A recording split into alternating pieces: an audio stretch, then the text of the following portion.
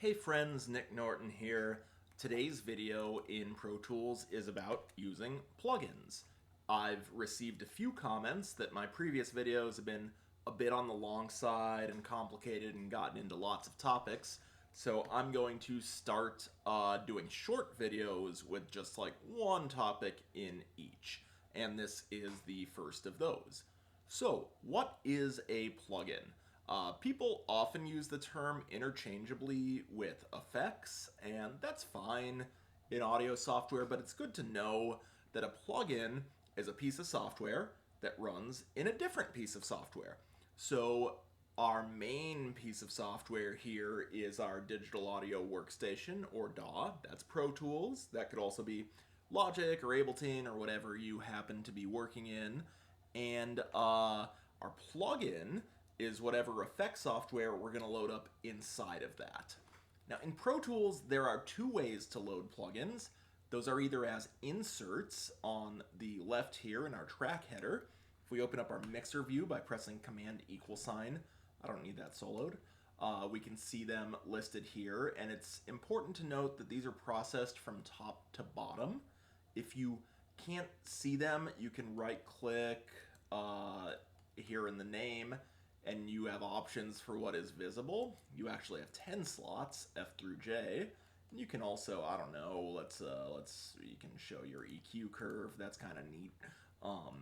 So there are lots of options for customization there. I'm going to close this window and just do it all from the edit window here. And you've got the same sorts of options on the left up here. If you can't see them, there's our second group of 5 slots. Guess you can't show the EQ here. That's fine. So when we load a plugin as an insert, the reason we use that term is because we are inserting it into the signal chain. The way the sound is moving through the system is now passing through whatever we've put here. So here is my raw snare drum sound. You can ignore that I've got an insert already on the first one here. That's just an equalizer to make it sound a little better. And I'm going to use a delay plugin because those are really easy to understand what they're doing when you hear them. So to load up a plugin, see there's a little dot on the left of each of these slots. You click on that dot, and that brings up this menu, and you go down to plugins, and that brings up the whole list of all the plugins you've got installed on your system, which you normally install separately from your DAW, but often your DAW comes with a lot of them. So I'm going to use a delay that comes with Pro Tools called Mod Delay 3. It's very basic, but it does the trick, and it's a good one to start with when you're starting with delays. So a delay is kind of like an echo that repeats. I'm just going to pick some kind of random settings here. Let's turn the feedback up. Feedback is how long it repeats for. One thing to notice here is that it's got a dry-wet or wet-dry fader. For every effect, dry means no affected signal, only the original signal, and wet means completely the affected signal. So I'm just going to drop this into the middle somewhere so we get the original sound with the effect. And let's just see what this sounds like. Here, there's an echo on that. I could make this whole situation a little hotter, meaning louder. I'm just going to clip gain it up, which you can click here and drag up a little. We're clipping the input, but whatever, that doesn't matter for this particular example. You can hear there's a delay on that snare drum. It's repeating. If you want to turn a plugin off, you can click this bypass button. That means send the signal around the plugin. Bypass it, just like a freeway bypass. So if bypass is on, it means the plugin is off. And if we unbypass it,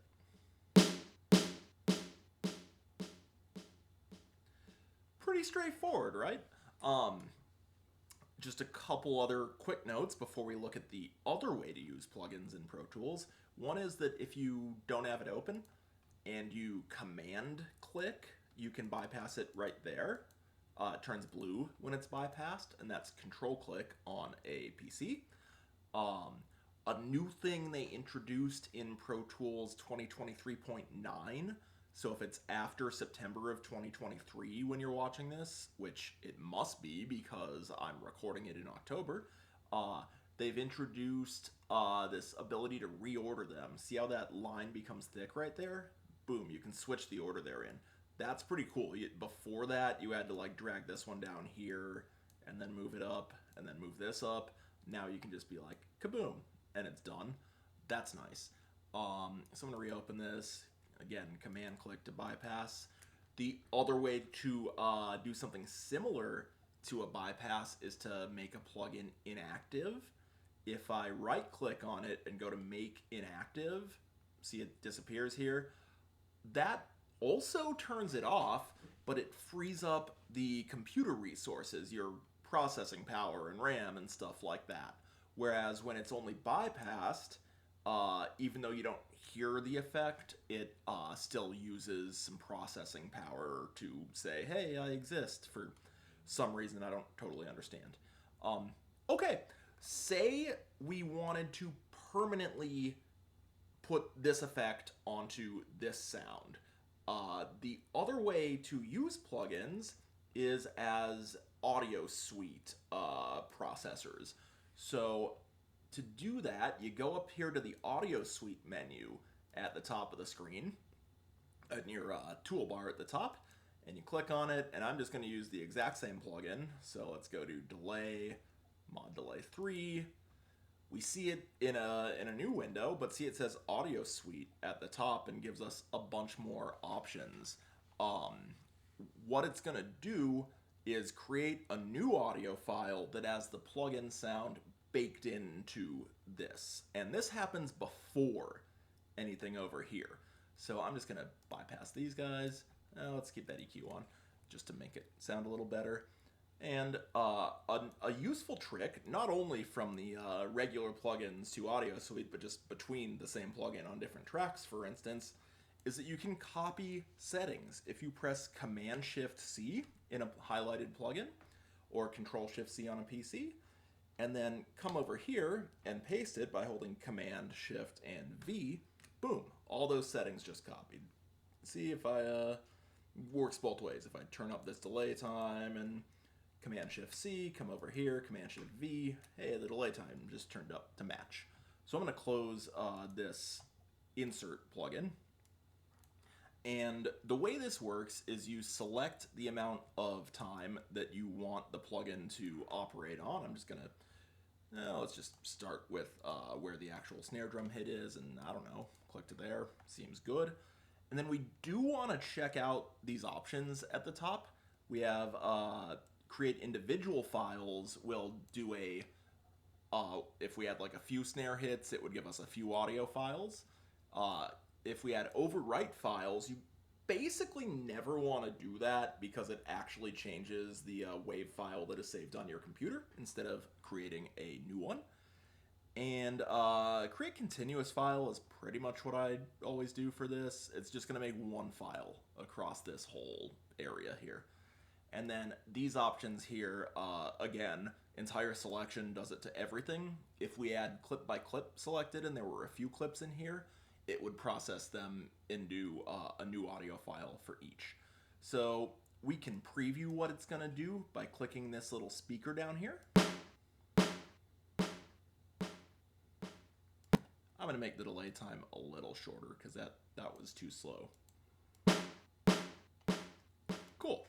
And now if I hit render, which is this button at the bottom right, look at that. It just made us an audio file with all of the snare hits in it. So I can close this window and notice this insert plugin is deactivated. In fact, I'm just going to get rid of it, which you can do by clicking on the left edge and selecting no insert, and it will still have the delay on it.